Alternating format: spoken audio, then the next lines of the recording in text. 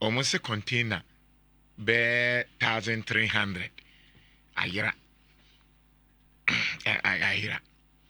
ayira free Ghana ha ayira nti minister Jinapo energy minister and now de betu dwa o sha so buy o tete se be 3,000 bi and it take ya na ko 2,000 or something na afi na ko be 1,300 ECG meters ayira I'm sure so what to be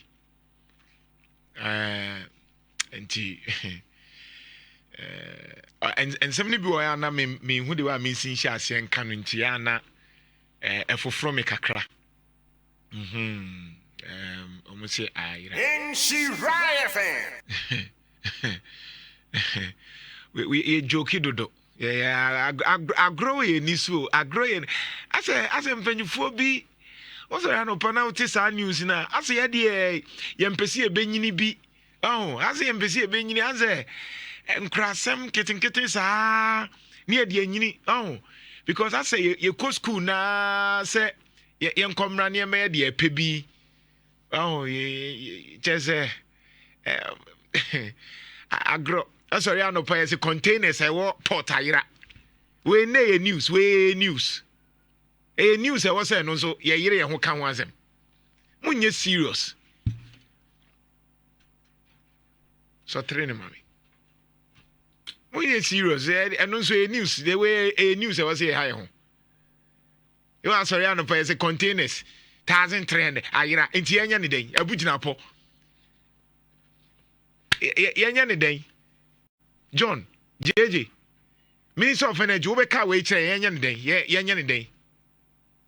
Energy Minister, Obeka Chairs containers 1,300 containers ECG. Ayira, Yanti Yanyan Day. You say, I saw no Payanya, the Yamoy and Semau. Unye serious, Anna. And I can't say I've grown yet 2 years. I mean, sometimes you hear some of these news. I've grown a door so do. I've grown a door so do. John Jinapo, Energy Minister, Honorable. Obekasa aseme achire yenya ne den. Se containers ayira enti den. Me menya ne den. Nti yenya de why ade se wo de aba abontre. Enti. Enti ye party say multimedia ha. Ye buy a mic ayira. Mike miensa ayira. Obre CCTV camera wa ha. CCTV camera they say wa wo hwe me no aha multimedia ye wo CCTV camera ebo studio ha. I'm paying for TV monitor na mic atimi ayira. Ye say eni ho. Ayira na Jimmy Agla general manager no so complaini. Ye say Mike miensa ayira ye hu. Nti na se Jimmy kan ye nya ne den. Ye general manager be ka se Mike miensan. Wo bre CCTV camera wa ha. Aye timi hwem. Aye timi hu de course wo. Ene de mi ye nya ye record. Time am be mu. Time am pie. Enoma ameye. De course wo studio he nyina no. CCTV camera obi check. Na tema habo ana port. CCTV camera wo. Security wo. Empanyufo wo ho. Ye wo general manager, ye wo director, ye wo inspector, ye wo sankrofo bo nyina wo ho. Ye si containers mako 1,300 ayira. Na John Jinapo energy minister o kade a kire yen. Nhyira FM. Munye serious wo man yi maka kire mu say ye media grow afi sa tete kind of news no ye meyire ye ho meka na daily graphic say me time sa daily graphic ne ho ahwan sa ansem no ye me ni sa time no John Jinapo energy minister sa ansem na wo ka kire say 1,300 ye nya ne den me pese mbusa ye nya ne den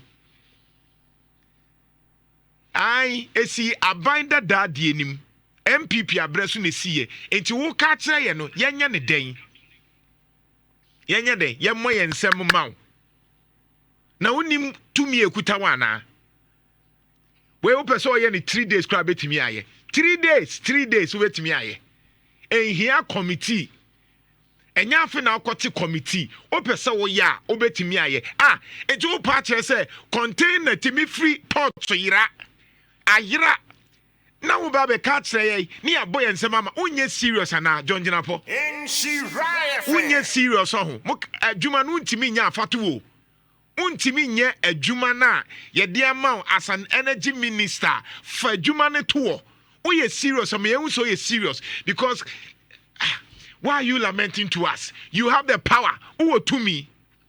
My main family me the case study in Chile. My main family the case study. Me juma ba akwa me manage. Me call honey a catcher me say microphone, any recorders, any t-shirt e wo hono, wo mu hu. Meanwhile so office no answer na be no e digital.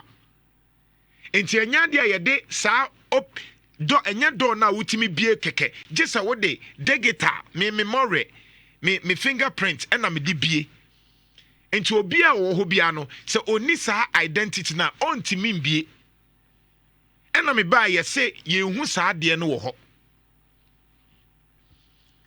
eno ane se me free security man na me man no just 1 hour pe say at the end because Saturday on no na net me buy ya na me check me phone ni so metimi hu de ekoso radio station ho no baby am manage no metimi hu o me phone so enti me buy ya me call Saturday onkofo a na omo wo ho ene bibia ena me free security na man 1 hour to produce a new man 1 hour my man 3 days so 1 hour within 30 minutes afi ne hope afi na oyiye ye nyoma e kire me de ofa saa de no within 1 hour na me nsa ka de no na sa beda baby ada aninti na nyoma ni bi wo ho na hu se me kasa me aminim de meye untimi nka nkire me se CCTV camera wo port ebi obi nko port da se wakọ porta ubehu se enye easy so obetimi de container na de kura container we ye awie mpo no ye wo party full soldiers a wo hyehyɛ nkyentade a o metimi frustrate you saa na port etimi afa port wo afa barrier afa CCTV camera afa police check afa bibia obia da wo port wo na etimi ayi containers mako 1300 yes ya yira Jinapo our energy minister emeka nyansasam kyerɛ ya me committee ne say 1300 enti yenya ne den Nhyira FM. yenya ne den